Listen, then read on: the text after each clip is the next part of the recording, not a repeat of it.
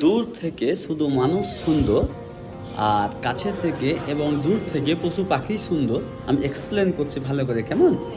যেমন আপনি একটা ময়ূরকে দেখবেন টিভিতে বা মোবাইলে, তো অনেক সুন্দর। তারপরে যখন আপনি রিয়েলে তাকে দেখবে, তার পাখায় হাত দিবেন, তো আরও ভালো লাগবে। যে হরিণ, হরিণ অনেক লাফায় কুদে, দেখতে ভালোই, অনেক সুন্দর। তারপরে যখন আপনি তাকে রিয়েলে দেখবেন, মন ভরে যাবে।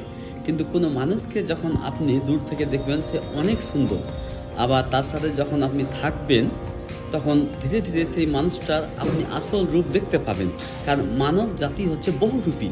একটা মানুষের ভিতরে শত কোটি চেহারা থাকে, সে সেটা নিজের প্রয়োজন হিসেবে সেটাকে প্লে করে, সেই ক্যারেক্টারটাকে।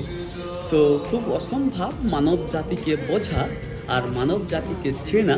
আর এটা ভেবে খুব দুঃখ হয় যে পশু পাখিরা, যাদের কোনো জ্ঞান নেই, যারা কিছু বুঝে না, তাদের ভিতরে কোনো স্বার্থ নেই। আর আমরা মহান আল্লাহর, ভগবানের বানানো সর্বশ্রেষ্ঠ প্রাণী মানুষ, আর যত সব ভেজাল সব আমাদের ভিতরে। তো কি, দূর থেকে শুধু মানুষরাই সুন্দর, আর দূর এবং কাছে থেকে পশু পাখিরা সবাই সুন্দর। আমি নিজস্ব অভিজ্ঞতা থেকে বলছি, আমি রাকিব শেখ। আমি জীবনে অনেক কিছু দেখেছি এবং আমার সাথে অনেক কিছু ঘটেছেও। আর জীবনে ঠকে যাওয়ার পরে আমি যেটা বুঝেছি, যে মানব জাতির ওপরে ভরসা করা যায় না।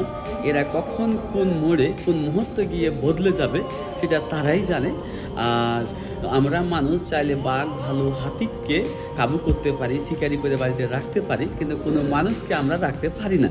কারণ এই কুবুদ্ধি, কূটনীতিতে ভরা এই মানব জাতি, এদের মন জোগানো যায় না। তো সকলে ভালো থাকবেন, আর নিজ ফ্যামিলিকে আর নিজেকে ভালোবাসবেন, নিজের কাজকে রেসপেক্ট করবেন।